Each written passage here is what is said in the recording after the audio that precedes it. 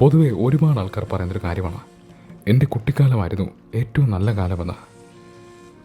ഇത് കേൾക്കുമ്പോൾ നമുക്കും സന്തോഷമാണ്. പക്ഷെ നമ്മൾ മനസ്സിലാക്കുന്നില്ല ഇത് വളരെ വലിയൊരു പ്രശ്നമാണെന്ന്. ഇതിൽ വളരെ വലിയൊരു തെറ്റുണ്ട്, വൃത്തികേടുണ്ട്, വിഷമമുണ്ട്.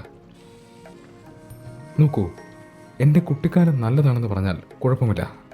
പക്ഷെ എൻ്റെ കുട്ടിക്കാലമാണ് ഏറ്റവും നല്ലതെന്ന് പറയുമ്പോൾ അതിനർത്ഥം എന്താണ്? ഇപ്പോഴത്തെ ജീവിതം കൊള്ളില്ല എന്നാണ്. ഒരാൾ പറയുകയാണ് പണ്ട് കഴിച്ച ഭക്ഷണമാണ് ഏറ്റവും നല്ലത് എന്ന്. അതിനർത്ഥം എന്താണ്? ഇപ്പോഴത്തെ ഭക്ഷണം നല്ലതല്ല എന്ന് തന്നെയാണ്. അല്ലെങ്കിൽ അങ്ങനെ പറയേണ്ട ആവശ്യമില്ല.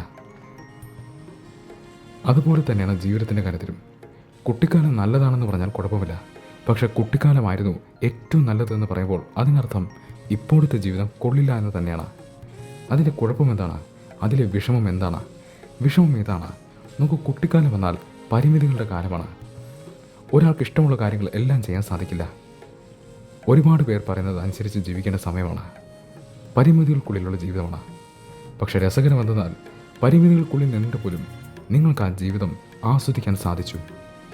പക്ഷെ നിങ്ങൾ മുതിർന്നപ്പോൾ, നിങ്ങൾക്ക് പ്രായം കൂടിയപ്പോൾ, നിങ്ങളുടെ ജീവിതം നിങ്ങളുടെ കൈകളിലായപ്പോൾ നിങ്ങൾക്ക് ജീവിതം ആസ്വദിക്കാൻ സാധിക്കുന്നില്ല.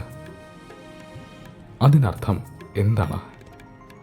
നോക്കൂ, പ്രായം കൂടുന്നതും വളരുന്നതും തമ്മിൽ വലിയ വ്യത്യാസമുണ്ട്. പ്രായം ഒരുപാട് കൂടുന്നുണ്ടാവും, പക്ഷെ വളർച്ച എന്നത് ചിലപ്പോൾ സംഭവിക്കുന്നതേ ഉണ്ടാവില്ല.